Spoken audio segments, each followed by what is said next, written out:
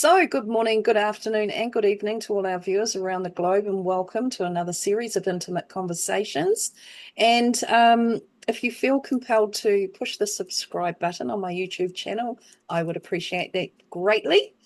And thank you so much for joining us, supporting us, and enjoying these conversations. And today's guest on our intimate conversation is Melissa Wright. Yeah.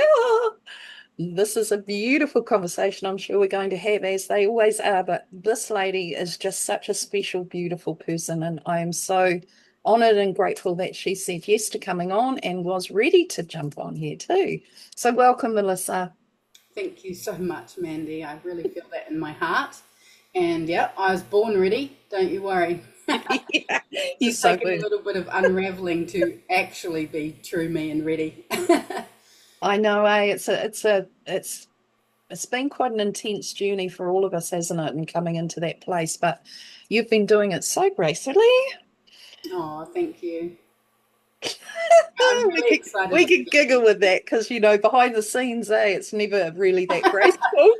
But we can all agree that we're doing the best we can. All right, so I'm just going to introduce Melissa to all of you who may not know Melissa, but Melissa has a deep passion and purpose to contribute to raising the frequencies of all bodies of the waters on Mother Earth, specifically our bodies of the waters through devotional daily inner gardening rituals. Committed to being the embodiment of the change she dreams to see in the world, Melissa is stepping into her expression as a nature doula to gently invite us all to feel into and share our innate nature, the unique frequency that each of us came here to offer. I absolutely love this, Melissa, because it's so you. It's just so you. Which is, no surprise because you definitely found yourself, you know, again, as we might say, all of us have been doing in many ways, you've really found yourself over this last year, and really stepped into a lot of studies and beautiful queries that have taken you, into these gorgeous pockets of different groups and community and things that you're now weaving in. And so, tell me, first of all, the first question that I do start conversation with is, were you a consciously aware child? Did you have that with you in your early years, or is it something that just boom, it was there one day and your whole world changed? If so, what ignited that? If you were a conscious aware as a young child, what was the dynamics like in your family around that? Or if not? Yeah, great question. Great You question. got all that? Your question's like a mouthful, like my Oh, bio. You did good reading though that yeah. question. Yeah, absolutely. Like I like to say that I was born awake. And yeah, sadly, unfortunately, my mum and my dad are just such beautiful people. I'm so blessed to have them. I love them with all of my heart. And they were part of, the same conditioning that my grandparents were, and keep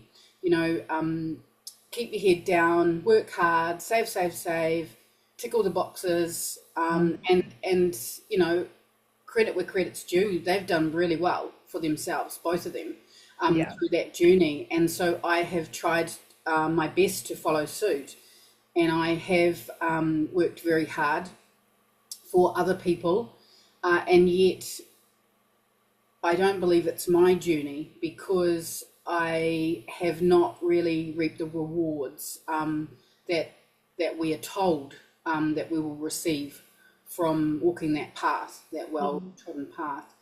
And so, yeah, through those societal programming and conditioning, I really wasn't living a very conscious life. I mean, we had a rural upbringing and we camped for 3 weeks in the bush, and so I've always been very close to nature and very connected. But I think have heard you say before, I was deadly scared of the dark.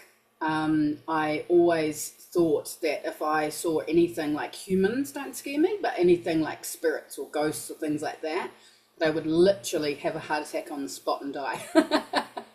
So I had a very like hard no to that sort of consciousness or connection to my outside, anything outside of my human being, I guess. And yeah, it's probably, I think the biggest turning point for me was an experience where, to put that in a nutshell, I moved into a haunted house, if you like. And so that led me down a big rabbit hole in regards to the energetics that were at play in our, what I now refer to as our field, in the unseen. Our human body is form, and there is all of the infinite possibilities within our field that surround us. And so, that really sort of activated me into, the jug turning on and off, and the crystal swinging and stopping, and swinging and stopping, and the cats not wanting to come inside. And not a fun place, eh? Yeah, very blessed to have people who were more aware around me. And through that journey, it really opened me up to what's possible in the unconscious realm and the unseen realm. And so that was a big changing point for me. And then really, I think, I knew about so many of the stories that we're told are good for us, the things that are good for us and are creating for good. And then, in comes the ulterior motives. So, things like geoengineering and, vaccines or big pharma, I guess. Those sorts of things I was very aware of in my 20s and 30s.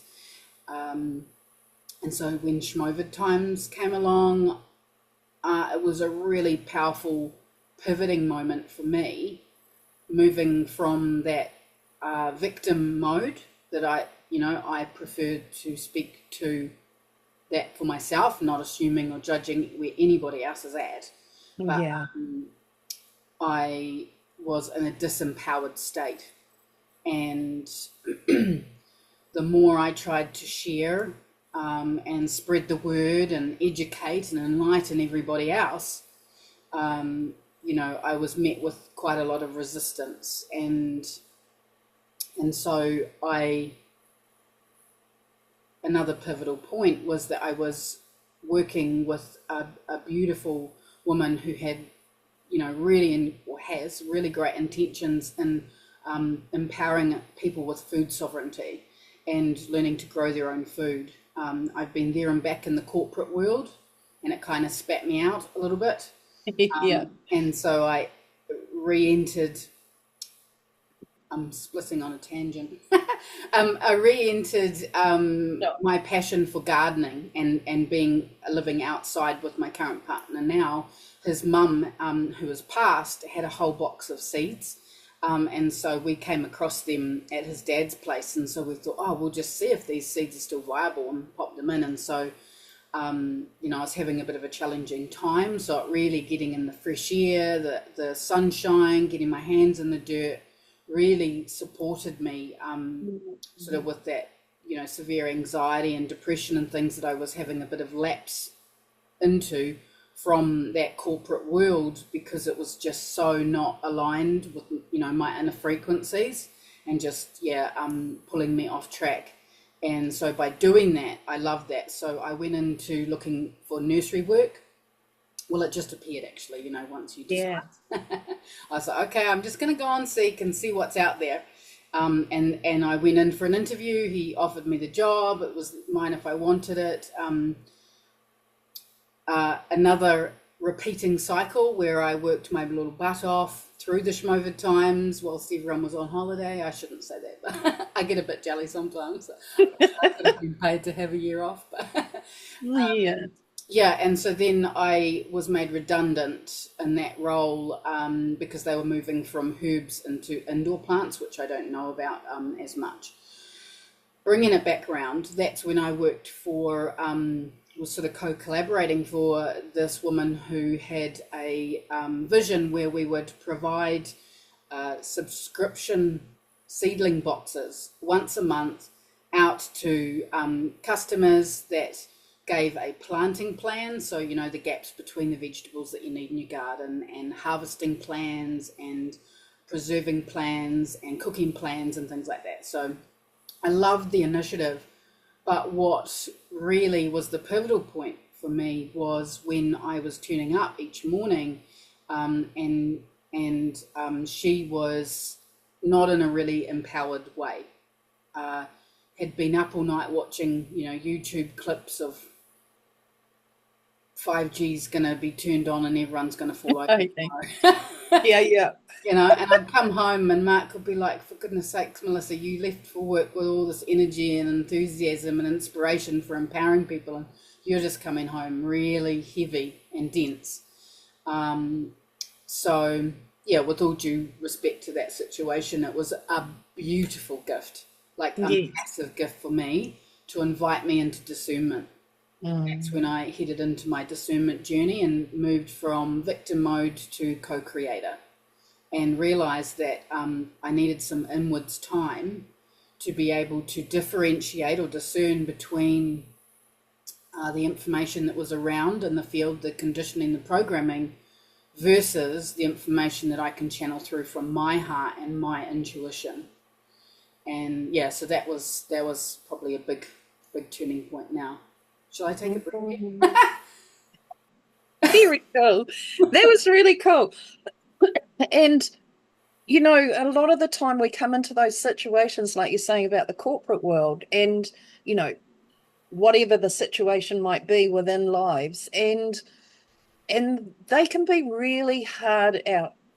They can be really hard out, and and we might know, as I know, there's still so many people that are working in industries that are just not in alignment with who they are. They're only doing it because they should do or have to, or whatever the reason behind it all is, which is all good, because apparently eventually they may get it, and if they don't, they'll stay there forever and be unhappy, but that's their journey.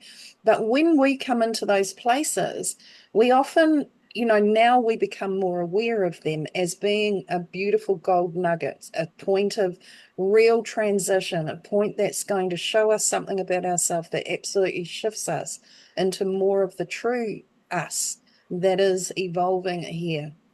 And, you know, at the time we might be sitting in still a bit of victim, because oh my gosh, this is what they're doing, and actually everything is created from within us. So it's you showing you where you're not aligning. And it's just such a beautiful thing when you're not resisting the shift. Sometimes there might be some resistance, of course, until we get to that point where we just know, actually, no, I can let this go. I know that something's better's coming. We might not even know what that step involves in the sense of where we're heading from that step that we take to get out of.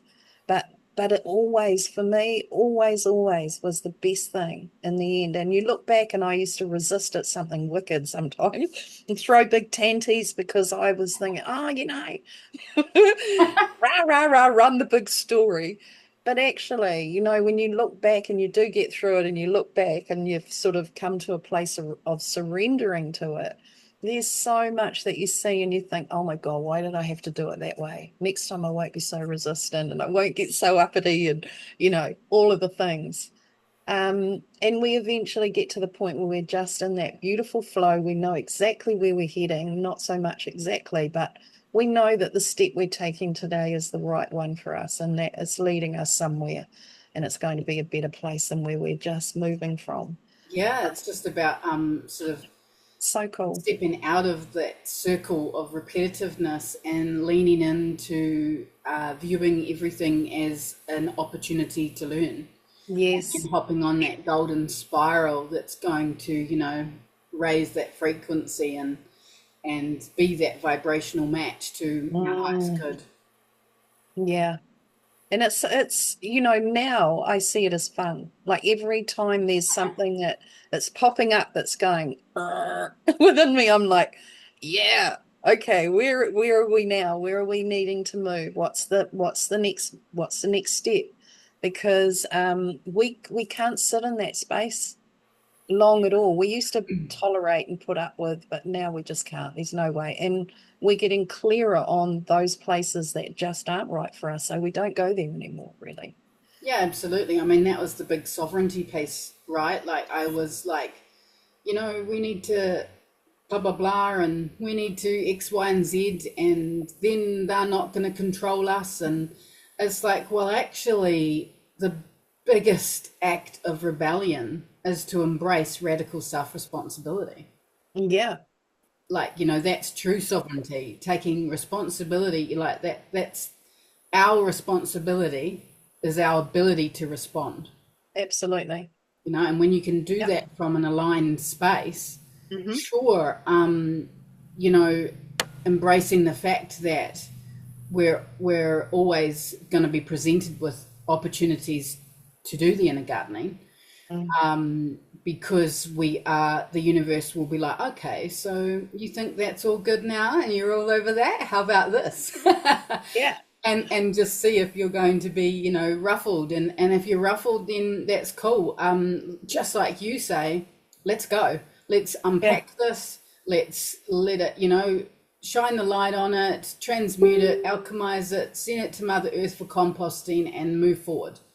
I've always thought that clever people will learn from their mistakes, and even cleverer people are aware enough to learn from other people's mistakes. And so it's beautiful Absolutely. to be coming into community with incredible souls like yourself, that we can be a sacred mirror for each other, and hold space whilst we do that unpacking and shining lights. And Yeah, for sure.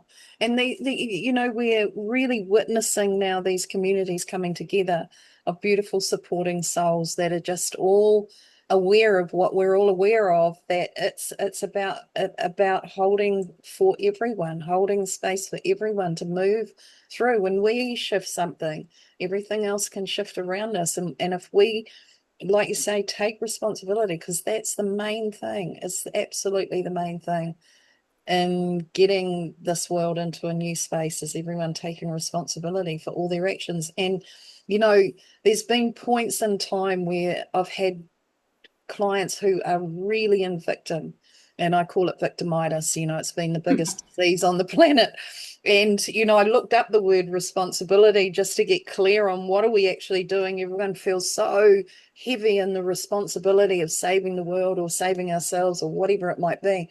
And it's just being able to respond. And I thought, well, I can do that. I can respond. I respond. So it took the weight off for me when I realized that.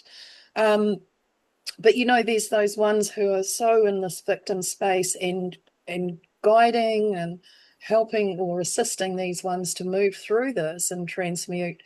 There is a real defensiveness, and you see these barriers just going up when you start bringing it back to them having to be responsible for what they're actually speaking into and what their part is in creating the situations that they're in, and how they're blaming others for this, whatever this is that they're feeling victimized by. And just realizing, in that realization, you can see them and you can feel the energy of them pushing you back, going, I don't want to hear that. I still want to be able to blame everyone, yeah, because that's easier, even though it's harder. It's so much harder. It takes a lot of energy to be in a victim state, and experience all that wounding all the time. It's like, oh my goodness. it And is. I feel now we're getting to a point where I'm saying to people, you don't actually need to learn anything more about what you're experiencing. There's a lot of people out there that are regurgitating the same thing, and they don't actually need to learn anything more. They just need to realize who they are in it. And that there is the learning, it's the remembering of self. And that whole situation will just dissolve as soon as they take responsibility for who they actually are. And Yeah, it's not that we came in to learn anything from suffering and pain and hardship and all those things anymore. I don't believe it is. I don't believe it actually ever was. We thought it was, and we did learn to know that that wasn't what we wanted in our life, but it's also given us an awareness of who we actually are. So it's really been about the remembering of ourself, not actually learning more about pain and suffering, all the things that we've gone through as a victim. Yeah, it's sort of, we've had it all very mishmashy. Yeah, instead of being, like people talk new me, I love to say true me. Mm, There's old me and true me me. too.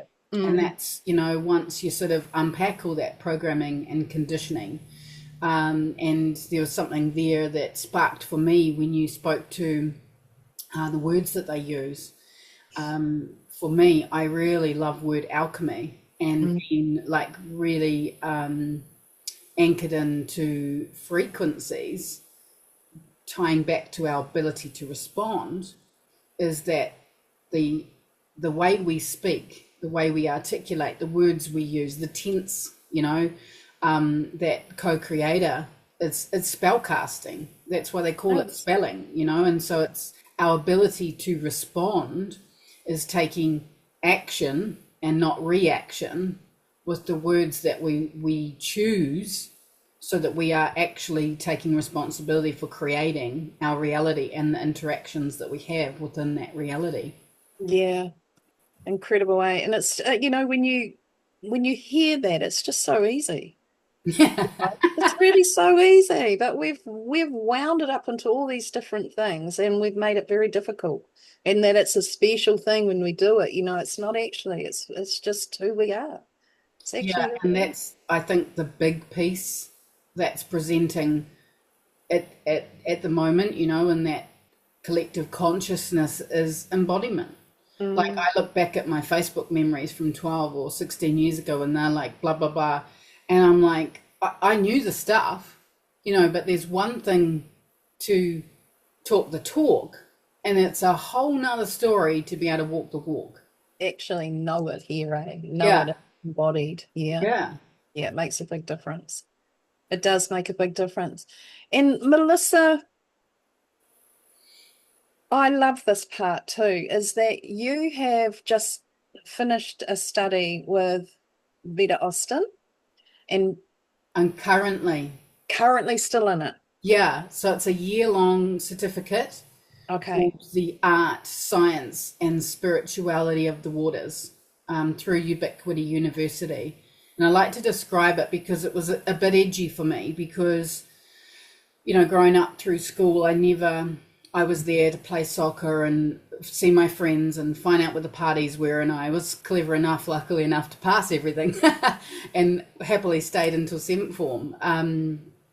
But the whole university thing for me, I guess, because, innately I knew that that wasn't the indoctrination path, all due respect for everybody who journeys in their own journey with that. But Absolutely. Yeah. that path wasn't for me. And Mm. so it was a bit edgy to think, gosh, do I want to do a university course, like an education, be educated? Because for me, it's like the scientists, or the previous people have sat around a table, have decided this is a thing, and they've gone, okay, this is our collective decision, this is the knowledge, this is how we look at such and such. And so now we're going to teach people because they don't know, how to do veterinary science or blah, blah, blah. And so the difference with Ubiquity University is that they are interested in inviting people to the table, and that they are interested in facilitating courses whereby everyone gets to sit around the table and be curious and open to what possibilities will present. And so Okay. that's what really Yeah. excites me about being able to do that. So there's 35 of us around the world that have signed up for this journey, really, and to be inspired and in support of Vita Austin's work. The president, Jim Garrison of Ubiquity University, actually spoke to her in there is not a word, the word that is coming to me is comparison, but I'm not a big fan of that word. But he compared Vita Austin to Jane Goodall, in the fact that Jane Goodall dedicated her life to working with primates, because there were so many naysayers who said that they didn't have consciousness, that they didn't have intelligence or the ability to communicate or X, Y, and Z. And so after Jane Goodall, the world was changed about how we see animals and primates especially. So Right. before Vita Austin, there was water. After Vita Austin, there is, and it gives me truth bumps just actually even going to say it. There is water is become like God or the universe, or it's infinite. Yep. Yep, for sure. What was that documentary? Can't remember. But it spoke a lot around the water and how structures were put in place that were actually amplifiers. So, like we might have arches, that are built in somewhere just randomly, and around those arches there's water flow. Yeah. It might be a stream, it could be a river, it's whatever it is, a canal. And many of these sorts of structures have been placed with water around, which has been the amplifier. So they're energy portal that are amplified by this water. And I remember I came away from all of this going, God is the water, like God is in the water for sure. It's such an intelligent, has such an intelligence. And I just love it. And I totally love what you're up to with that. And Vita Austin, oh my goodness me. Yeah. What an incredible woman she is. And I mean, I used to watch some of her father's fishing shows, Yeah. Yeah. when I was younger. Me too. Catch a couple of them. They used to be on Sunday afternoon TV, I think it was, when I was a kid. And, that was a beautiful, he's a beautiful man. And then to know that this is his daughter, it just all clicked and connected in the water. He's out there on the water, might be fishing, and here she is with her, oh my God, her Exploration. Yeah. It's just, inquiry into it all. And it just has been stunning, like actually stunning. yeah, it's really beautiful because in that business coaching container that we were in last year was where I sort of came in with that food sovereignty, and it sort of evolved from me wanting to imbue water with potent water, to create potent water that had specific frequencies in the water, so that when you watered your vegetable garden, then it would really create nutrient dense food, because then we can nourish our bodies with this nutrient dense food. And then there was just this moment where I'm like, really, Melissa, like, I'm pretty sure if people are going to be interested in high frequency water, then they're going to want to drink it themselves, like, really. And so this was, quite a turning point in where I sort of got into her work, and I got her incredible book. That's a beautiful ode to a lot of her work, The Living Language of the Waters.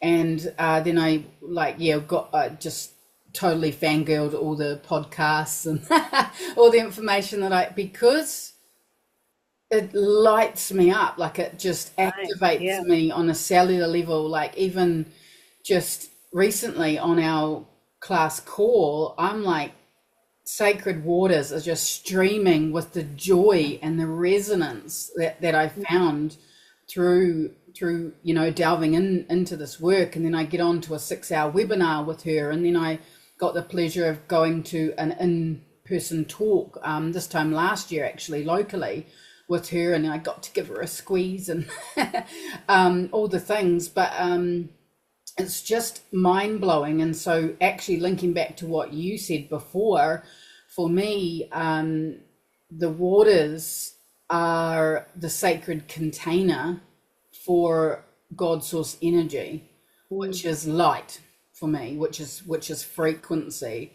And that sacred mirror that's exactly what I believe we are. Yeah. We are predominantly water. And so we are the embodiment of God source energy having a unique expression and experience, Mm. and so this is where the inner gardening ties and the frequency ties into, for me, to be able to have a really deep exploration into all of that and how it weaves together. It's Mm. just like, yeah. I I know, just get so it's excited. so exciting. And I got to be in one of those public events too with Vita this year. And that was really beautiful. Like, she is just such a gorgeous energy, but her information is so in depth. And oh, it just lights me up too, because I've always known it. And I've had some real like downloads very early on in my, a few years back now, but all around water and how if we, you know, with the memory. And then Dr. Emoto brought out those beautiful his findings, and I'm going, yeah, see, like there was the proof of what I'd been getting shown with it. And it was like, this is where it's, yeah, oh, it's so exciting. I just get And for excited about it. those who are listening and who might not know Masaru Emoto's work, he Mm, did freezing and freezing, a freezing method of water. And so he would give loving frequencies to one lot of water and then freeze it. And then he would give hating and angry frequencies to the other lot of water and freeze it. And what he found, in a nutshell, is that the loving frequencies would be like sacred geometry, like snowflake pictures that would be frozen into the ice, and the hate one would be just disorganized, sharded patterns. yes. And so she's definitely bringing forward that water doesn't just have a memory, Mm, that it has a living language, and mm, that's that light. Her crystallography technique is really incredible, and I love learning that myself. And I think probably, like for an example, it's put a sunflower seed into the water and for 30 seconds, and then pop it into the freezer, and then bring it out, and it has a picture. Water is communicating by showing a picture of sunflower in the water, frozen in the, no, it's incredible, eh? or an I apple did, seed in an apple. Like, what the yeah. actual? It's so insane. It is actually insane. And in many ways, to get your head around it is just, it could blow people open for sure. But I did it with ayahuasca drops.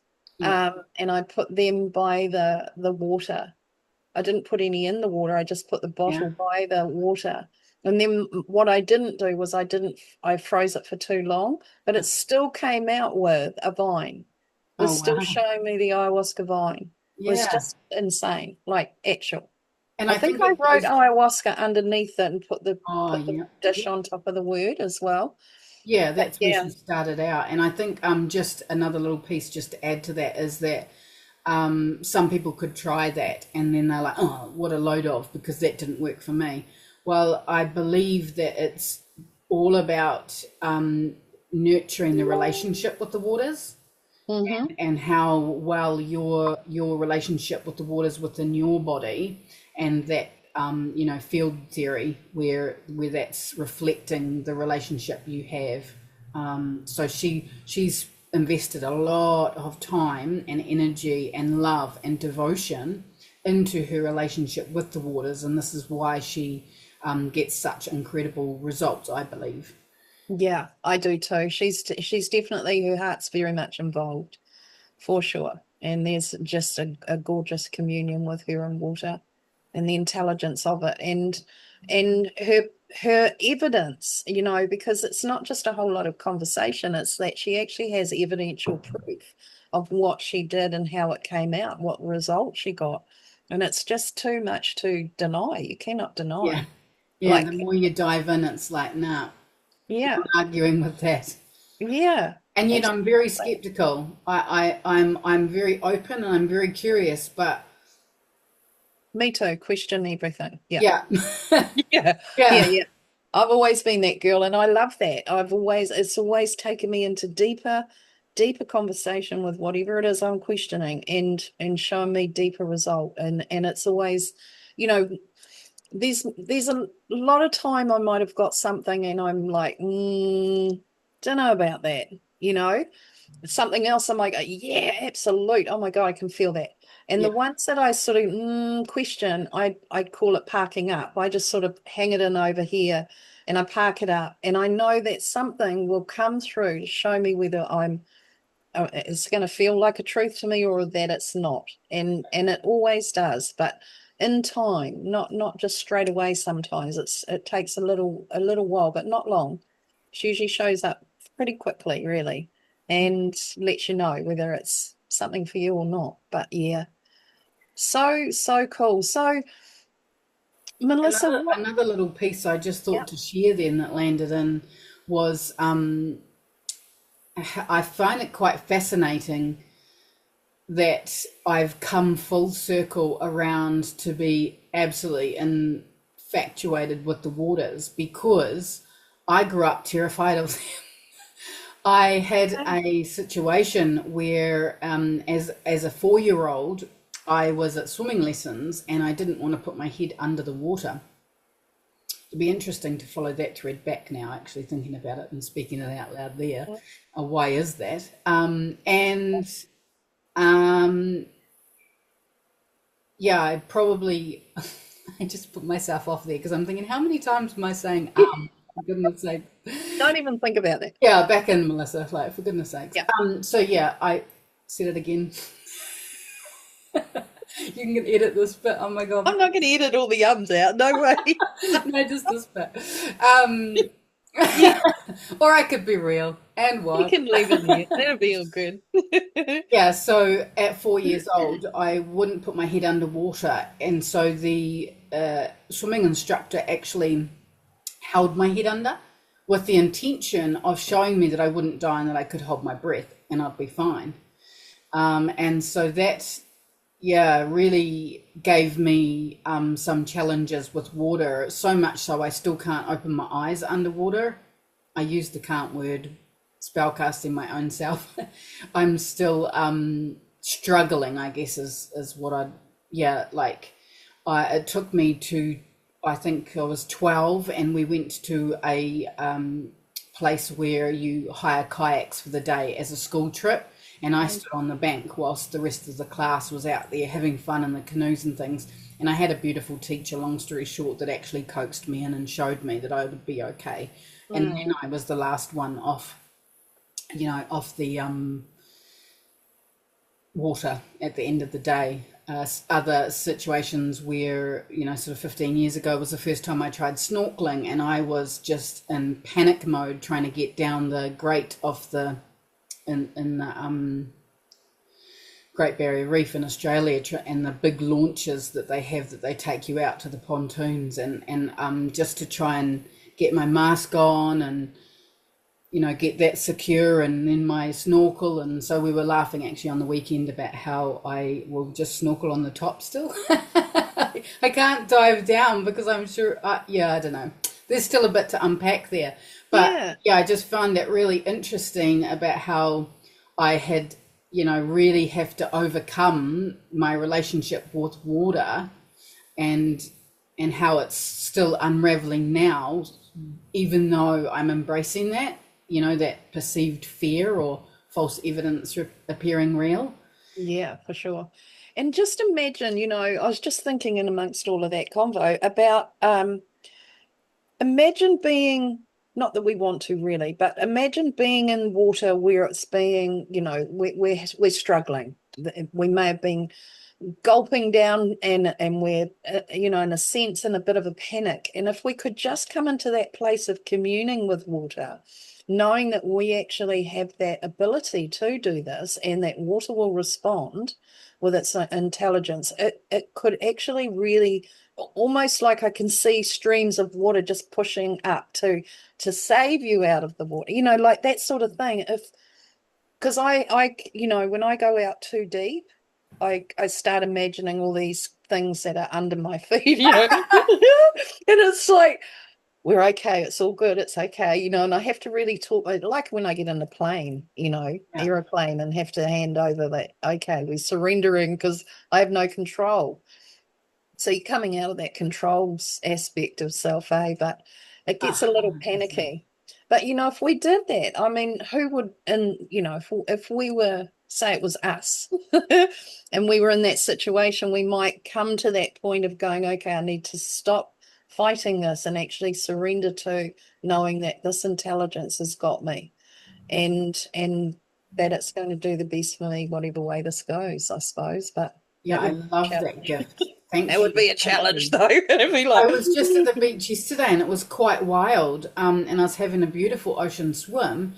And yeah, I'm similar to you where I cannot go out past where my feet will touch the bottom. you're tippy But I toeing. had I had to giggle because I'll still get up to, shoulder height and I'll lift my feet up and bob around because I don't want to be standing on whatever might be underneath there to nip at my toes. But yeah, I love that the invitation to surrender and trust. Those are Mm. two really potent pieces that we can bring into our lives. Yeah, yeah. And so you have set up a business as such, and you're, you're following a pathway and a dream, and you may not know, like we tend to not know today, where exactly we're heading with all of that because things are changing so quickly. And even now it's like, you can take, it's really a matter of trust, which we have deeply now.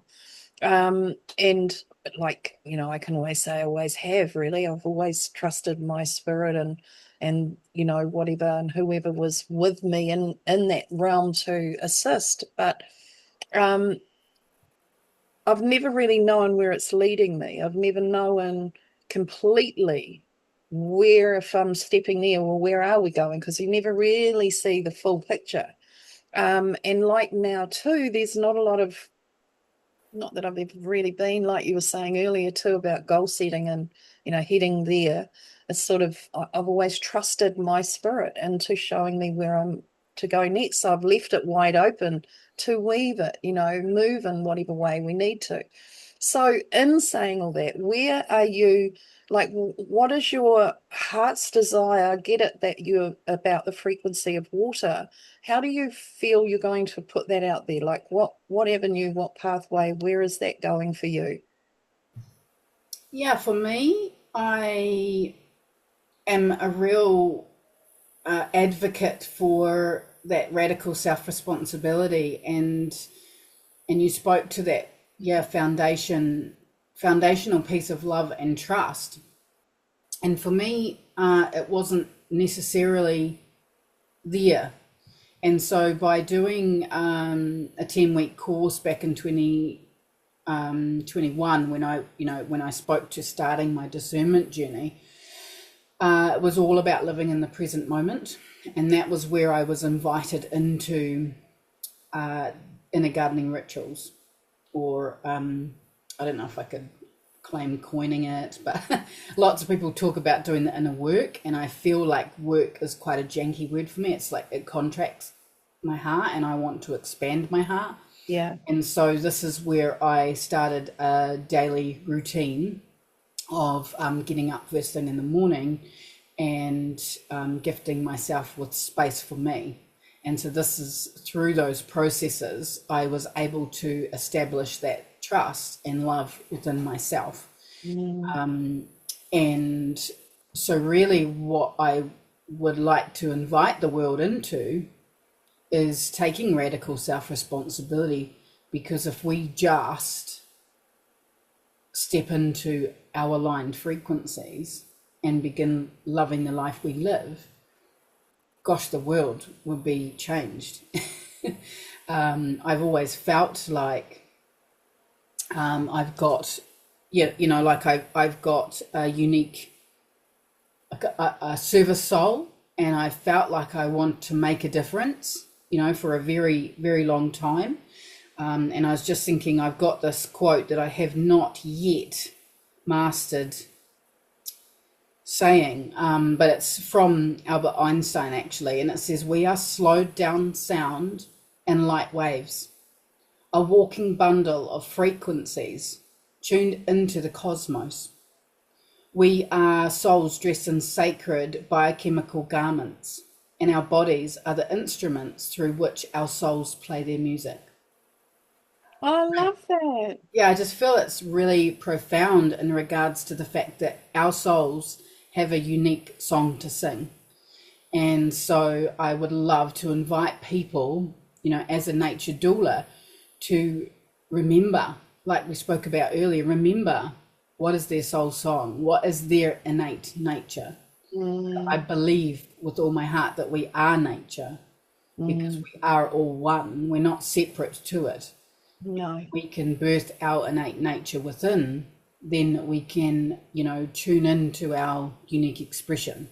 Mm, And so this is, yeah, really, I'm still crafting exactly like I have actually stepped out of the hamster wheel for the first time in decades. Like I said before, I've been working so hard for everybody else. And so I've been very fortunate to do some incredible inner gardening of my own, with beautiful souls and offerings through this year, which has really allowed me to rise up and break free, if you like, and yeah. really anchor in my trust and love in myself and be the change, and so I've just finished up with managing the nursery that I've been doing for years, Yeah. and going full time with my aligned frequencies branding, with the intention to invite people into, nurturing their inner gardener.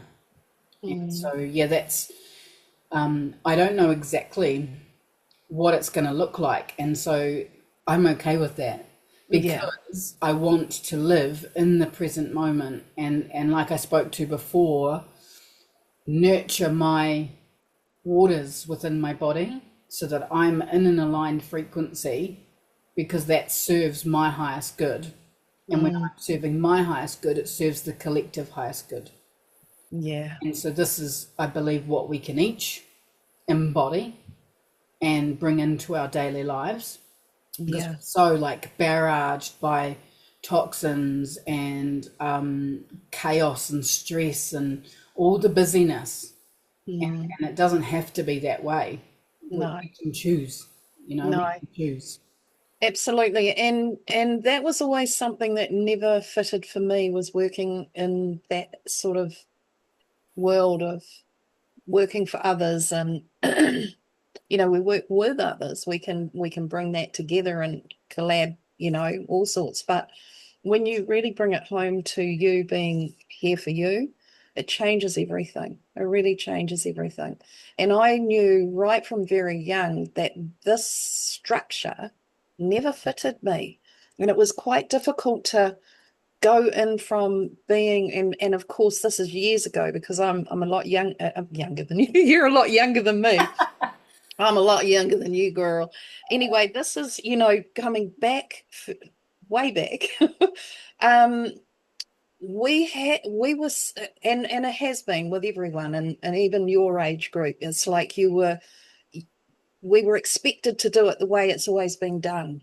It just has been. And like I've said before, I'm a pioneer that came into, on the first wave to break through the traditional, so that ones like yourself could come in and didn't have to follow that whole structure over there, So we had to really break free of things. And I know for me in my early years, I was looked upon as being very wishy-washy, couldn't hold down anything much, because I didn't want to work for anyone else. So I was jumping from this to that. I was just cruising in wherever I fell into, basically, until I could do what I was here to do, or what I felt I was here to do. So it took a long time for me to get, and not really either. I was quite strong at breaking through and not, sort of about what they might think, even though it didn't brush it off as I might now.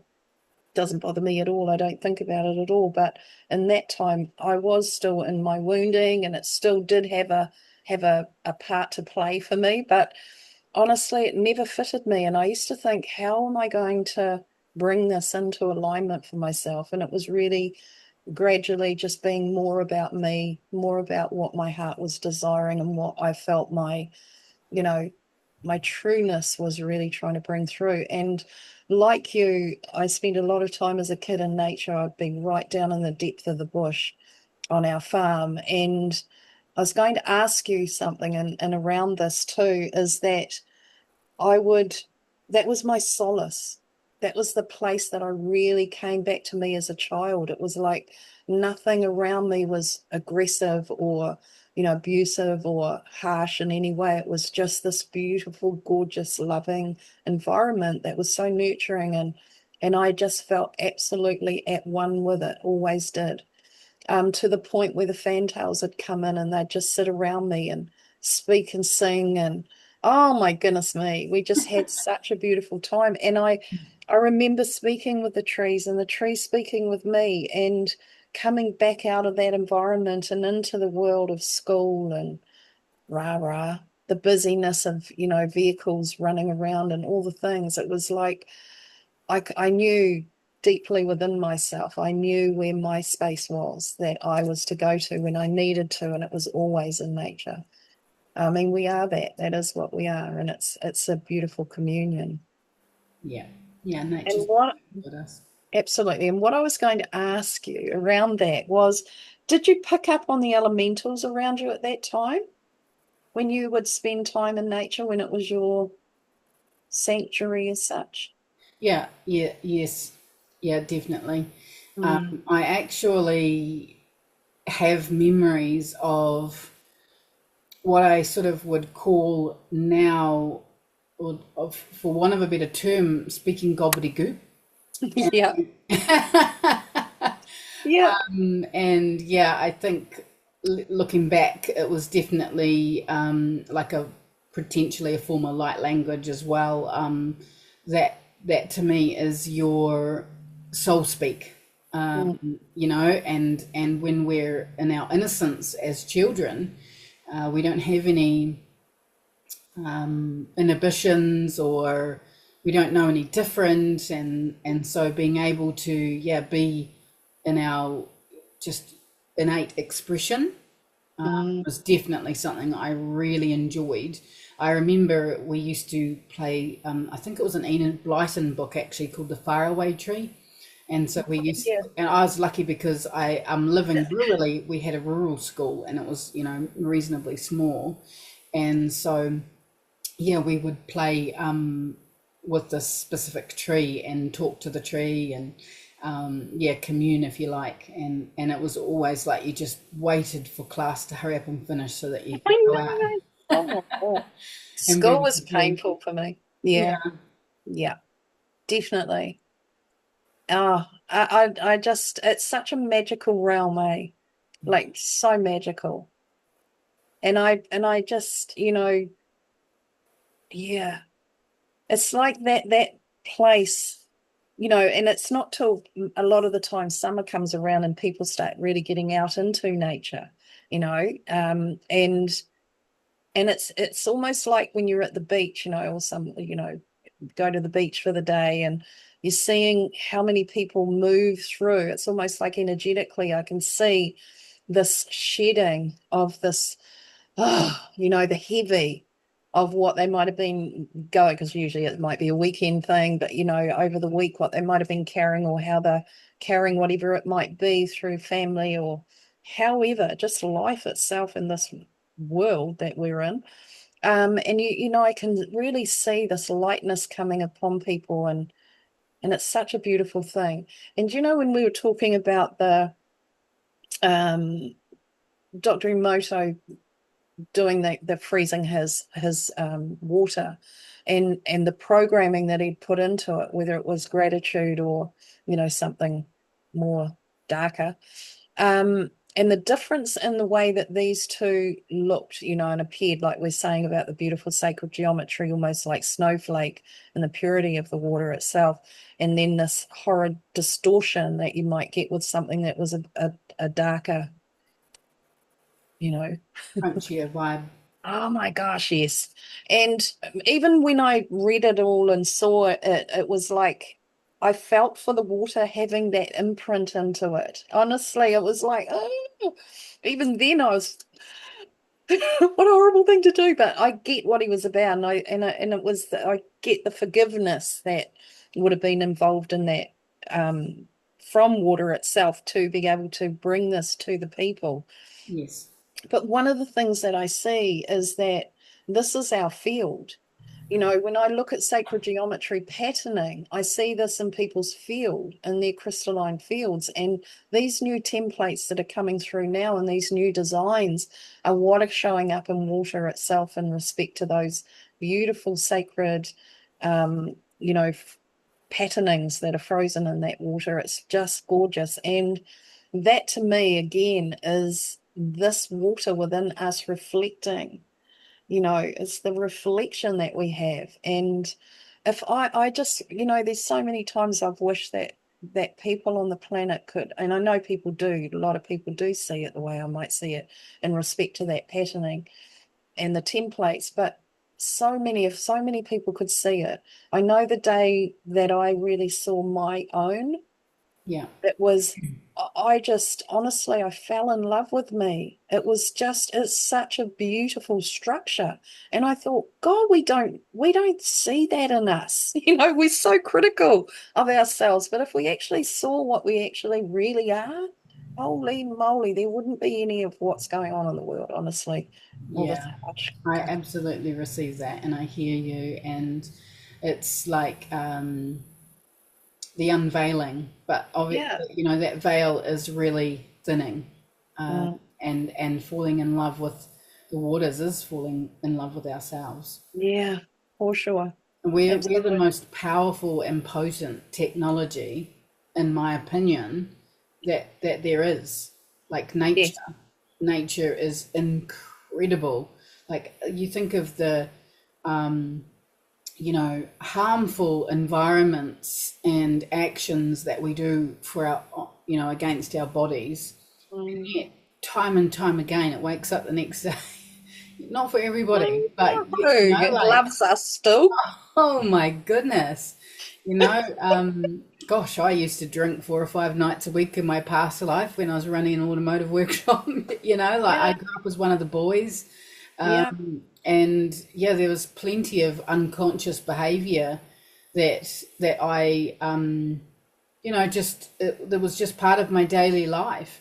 Yeah. And now it just feels so good to realize and, pay such presence with my gratitude to myself and how incredible, our bodies are, and Mm. how that sacred geometry is just always, always organizing itself in the greatest of alignment to be Yeah. able to support ourselves every day. And so Yeah. bringing those, daily devotional rituals in is going to bring so much more cohesion to our life and so Mm. much more ease. And so it doesn't mean that it's all going to be rainbows and lollipops. No. It's not about that. It's living a whole life and inviting everything in and being in an easeful state so that we can easefully flow through the shit times, Yeah. Exactly. as well as Exactly. the celebrations. Oh, of course. Yeah. Yeah. Yeah. And it was interesting. I was sitting outside the other night and I was just, I get outside and it's everything's gone quiet because I'm right in suburbia and at this moment. And there's stuff that goes on in the hood, right? And you sort of like, I can go into judgy about it some days, and I'm like, oh my God, rah, rah, rah. Most days it's all just out there and it's not a part of my program at all. I'm not even paying attention to it. And it's always actually, most times, very quiet, peaceful, beautiful. all the things, but there's the characters. And we're in a cul-de-sac, and we've got a couple of what we call Karens, and no, that sounds terrible, but we just have, they are that people. They stand out there and they're nosing up everyone's driveway to see what's going on. And oh my goodness me, it's like, okay. But in all of that, I was sitting out there the other night, and I'm thinking, if we are this, which I know we are that projection. We're projecting everything from in here out there, right? Everything that's out there is in us. And I'm thinking, if this is inside of me, all of this environment around me is from in here. So this is me, this is in here. Then, oh my goodness me, I got some unhealthy cells. I need to change the way that I speak to them. Some Karen cells.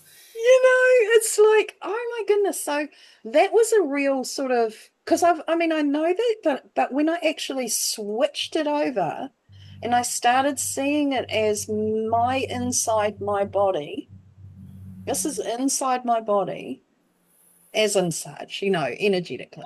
It's like, okay, where do I need to make some shifts in here within me on the way that I view it? Yeah, so How I spell, what my spells are around it, my yeah. spell.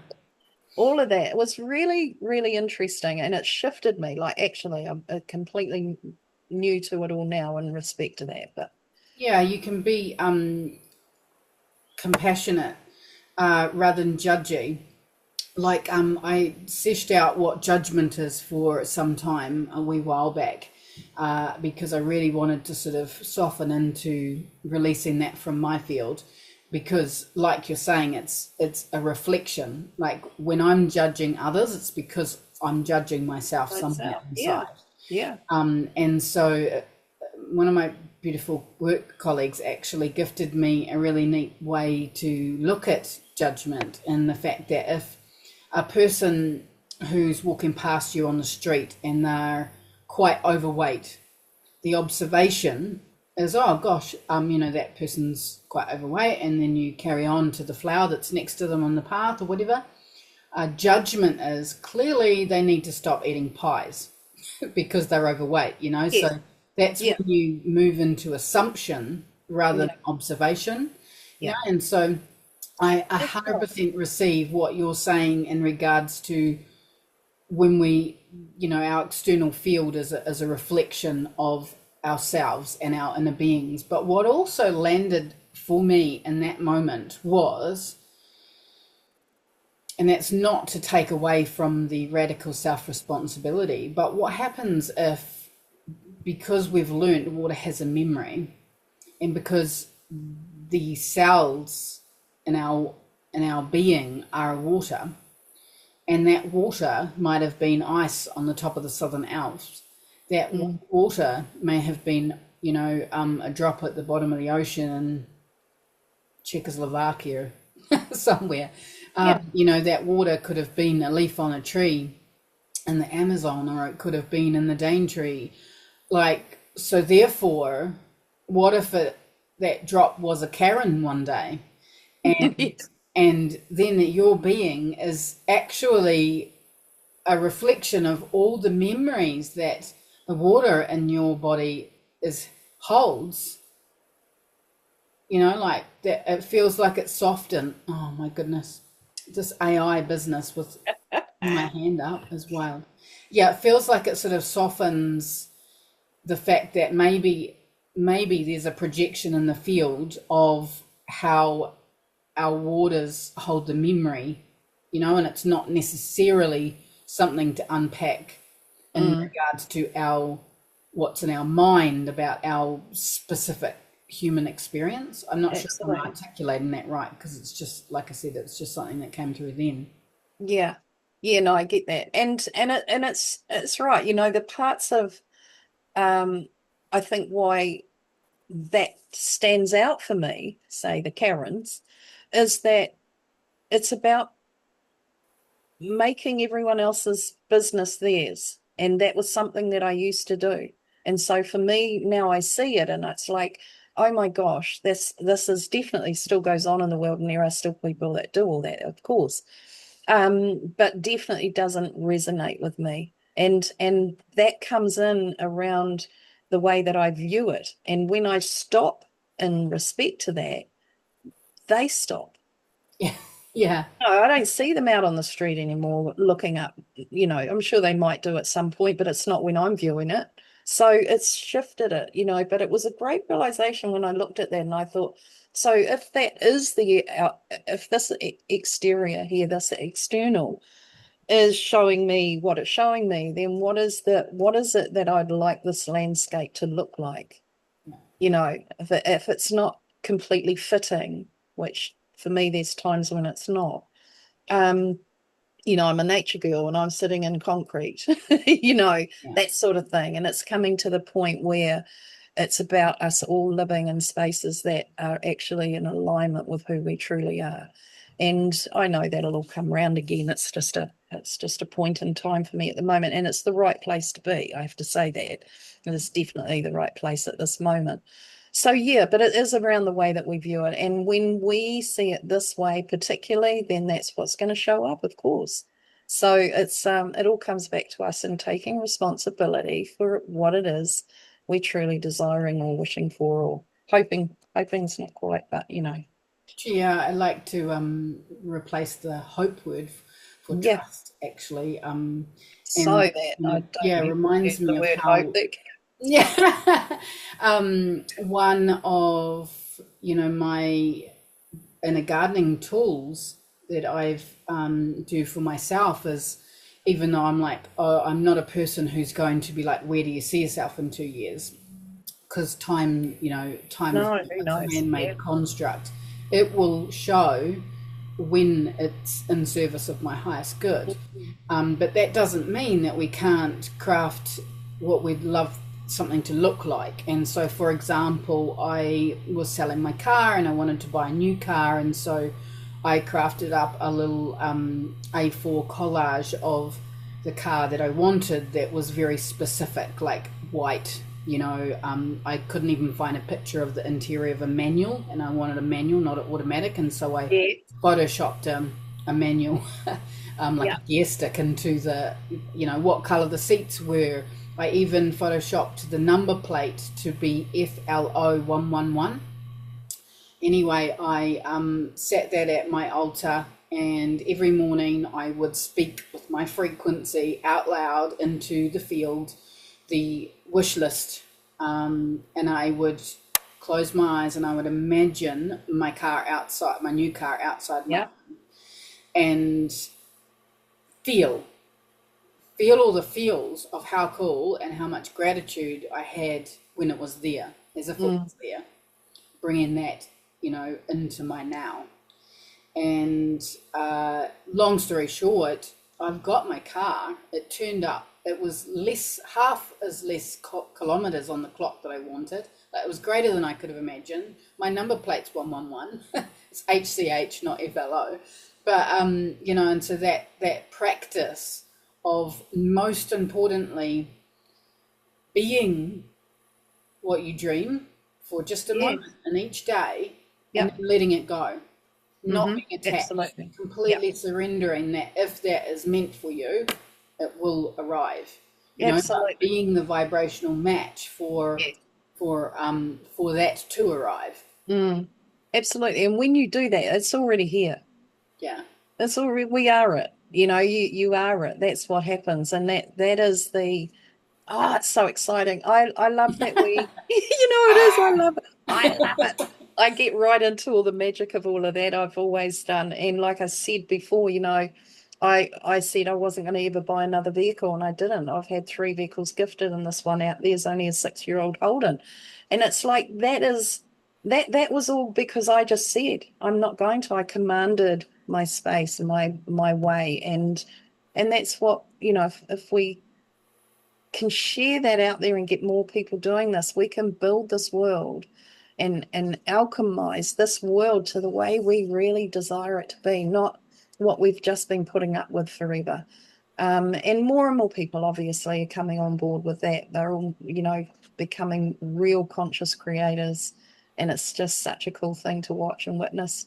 And you being part of that, Melissa. And I really, really appreciate all you're doing, all you've been, who you are, and what you will become even more so. It's like, yay to all of that. And, and to witness your journey. I love this, when I'm speaking with a lot of the ones that come onto these podcasts with me, it's that I've been watching and witnessing your journeys, for a while, some longer than others, but it's been beautiful witnessing the evolution of everyone Yeah. and how much this is shifting and changing and how much more ease is coming into life because it's never meant to have been effort. It's always meant to have been effortless, and we're really getting that now. I feel more in that flow of effortless, and it's beautiful. Yeah, and So you've got so much compassion for, the odd people that you come across that are like, oh, the world's fucked, like, oh, it's, yeah, it's doom and gloom and blah, blah, blah, blah, blah. And it's like, oh, actually, like, there are some incredible people doing incredible things. Like, there's, the duality that's all yeah, present. It's just where you choose to focus. There exactly is that. all of it there, 100%. But if you open your eyes, wide, you shall see. And Mm, you really beat me to it. I receive your words with a very loving and grateful heart, Mandy. And I, on a number of occasions, wanted to say how grateful I am for you mm, because, like it hasn't been as easy to be such a pillar of light for and I want to say so long, and I'm like, because you're the youngest one here. so long. No, true.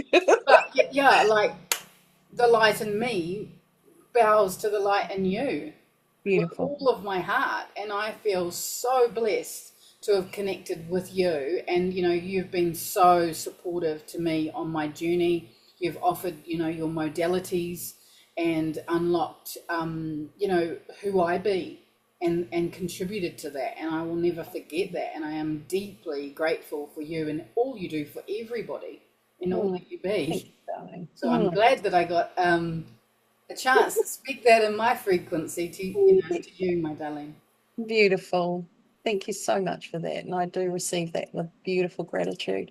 And wow, Melissa, honestly, all I can see with you is a very bright future. And I can feel that there's going to be so many more people that you reach and touch, that will just gravitate towards you because you're such a gorgeous, one of the, and I really have to say this too, is one of the not most outstanding, but one of the outstanding parts of you to Mm. me is how much you support and cheer on your sisters, your communities, and anyone that I know you love. I mean, when you love deeply and you love genuinely, and that you support and you cheer on everyone that you possibly can whenever you can. And I just love that of you. I will quite often love a post on somebody's post, but I don't often make a comment. And you will write in something that's just like, wow, there she is again. Oh my God, Melissa, that is so gorgeous. And that person's going to be really touched by that. And it's not that you're fluffy, because I don't do fluffy. I can't do fluffy. It's never been my thing. I'm Straight always up said from I'm the a bit gut. straight up the guts. But honestly, I think, fluffy can be so ingenuine sometimes. And I feel you're never fluffy. You're actually absolutely always genuine in what you say to somebody, and your feels are deeply felt in it. So I love that about you most and always. But I mean, the whole package is just gorgeous to me, and I love you so much. And I'm so, so thankful that I came into your life and you into mine, and we will continue to be. Mm, Oh, my heart. I received that again with so beautiful. much love and gratitude. And also, what I really feel proud of is that there would have been, a few years back, I'd have been like, what's that over there? What are you talking about? She's not talking about me, like, but to be present and to be able to receive that, Yes. to feel that, it gives me so much gratitude. And this is because I do like to make it awkward because I am being the change with unconditional love. Yes, And absolutely. so I absolutely love to celebrate others, so thank you for Mm, seeing the genuineness in that in me. totally that. Yeah. Because a beautiful soul sister of ours speaks to the tall poppy syndrome Yeah. that we've really experienced for so long in New Zealand. Mm, And the moment that she invited me into the inner standing around the fact that actually it's victim mode, who, if we're in victim mode, then we're looking at all the other people who chop us down. yeah. That's the syndrome. Yeah. But in co-creator, in an empowered mode, where are we chopping ourselves down? Mm, Like my inner critic for so long, nobody would come even close, not even a skerrick close to the shit that I would say to myself. yeah. And Yeah. Understand that. the abuse that I would say to myself for so long, Yeah. because I was really holding that collective wounding, that not worthy, not loved, not enough. Yeah. And so to be able to be actually realizing that's the inner gardening process, is to be softening that inner critic and Yeah. really, moving out of that emotional reaction and into observer mode. Mm, And so, yeah, I love the fact that I want to be the change in reducing the all of the sisterhood wounds and all of the things like that, and brotherhood. Like, yeah. this was really truly about bringing in that divine feminine and divine masculine within, Yes. Yeah. For and sure. creating that balance together. And so I absolutely love to love on my brothers as well, as well Same, as my same, sisters. same. And I feel too, the men miss out a lot, I think. I mentioned this book the other day to one of my podcasters too about Sue Jefferson and how Jeffers, and she says, Susan Jeffers, that's her name. And it's about opening her heart to men. And this was written years and years and years ago. This is something I read very early on. And it just struck so many chords because she puts in here um, she lets us see the human love space that we've all been in the wounding, and then she gives you an idea around the higher love space. And oh my gosh, I could quickly weigh this up and go, man, I'm not living in this higher love space. Yeah. And the programming around men and women and how we've all had our role to play. And if women walk out there with a low cut top and a short skirt, you're not a good girl. All the conditioning around that's held us back from being our true self in respect to not holding shame and guilt around ourselves as a body, an image as well. And what she was saying about the men, and opening our heart to men again, because we separated ourselves up to find ourselves feminine, and then we moved away from men because they actually became our abuser. We were actually needing to protect ourselves from them, and blah blah blah. We could go on about that for a long time, but what we now seeing, what I'm now seeing, is that men are willing to be received now in a higher state of love, and they're really willing to also open themselves up to actually project that, and to be able to give that as well. And I feel now there's this real change in the communion we're having with men. And so I do believe that we are, I want to say need to, but it's not actually, it's just about, absolutely loving them up, Yeah. speaking into their courage and their ability to have got through this as well, because they have been journeying the same way we have through all of this hardship and struggle and pain and all the things. And they may not be the instigators of the war that have been playing out on the planet. Then often not those men. They're actually not in even alignment with any of that. And so it's time to celebrate our men and really bring them home to our hearts again. I really believe that. So Yeah, I couldn't agree more. Absolutely, yeah, because really, they've been a victim just as the feminine is a victim. absolutely. They've been programmed Yeah. into thinking that they just have to be the hard worker Yeah. and the non-emotions and the, you know, the backbone of the families and all of that programming. You know, rightly or wrongly, it's not really by choice. You know, No. it's not come from an empowered place, and we get really hung up on the his story and Yeah. feminist movements, and this is the duality that we can get stuck in, and it just continues this, you know, fight, Separation. Yeah. yeah, and Yeah. separation and division, whereas Yeah. actually, you know, coming into to beautiful embodiment of loving both of those within each of us as a Yeah. in a feminine body, you know, having my inner king and my inner queen. My inner queen is the intuition that I get gifted with when I'm aligned, and the Mm, inner king takes action. And so can the being or the soul that's in a man's body, in a male body. yeah. They can still have that structure to take action with and use their intuition and feel that energy and motion to you know take action from. And it's just, yeah, I Absolutely. just really believe that we're so all equal. We are so all equal, and men really lost the ability from really empowered women, strong masculine woman too, to they sort of lost their place in their guidance and things. But yeah, it's definitely changing, and it's coming back round where it's going to be more powerful now even. But thank you so, so much, Melissa. Love you to absolute moon and back and plus and rounded everywhere. Universal, eternal. Love, love, love you. So thank you so much again. And yeah, keep shining it out there, baby. It's been an absolute pleasure. We can talk for hours. Yeah, we can. Always.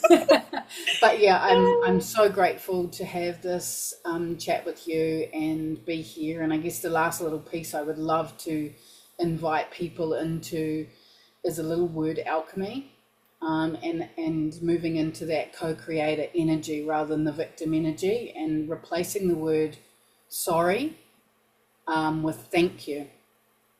It was Yeah. something that was really supportive in me. So when I'm, instead of saying sorry I'm late, choose to have gratitude in your heart. Thank you for waiting for me. Mm, Rather than, I don't believe people need to be sorry for them. You know, like that's that whole sorry for being me, and yeah. it's just not from an empowered state. So that's just one little piece I'd love to invite the listeners into, opening up to word alchemy and their frequency of their voice, and their co-creator ability. Yeah, yeah. And if you look at sorrow, it comes from, sorry comes from sorrow, and when you say sorry, there is a sorrow type of feel with it, eh, It's a lot of time. and maybe joyful thank you, joyfully thanking you, maybe, Well, bring gratitude's a higher bring them. frequency. Yeah, yeah, yeah. So cool. Awesome. Mwah. Thank Much love you. to you and your fam, and have a beautiful time with it all. And like I say, keep shining out there, baby. Yeah, you too, my darling. All Hundreds righty. of love. Thank you, everyone, for chiming in with us and showing up. Beautiful.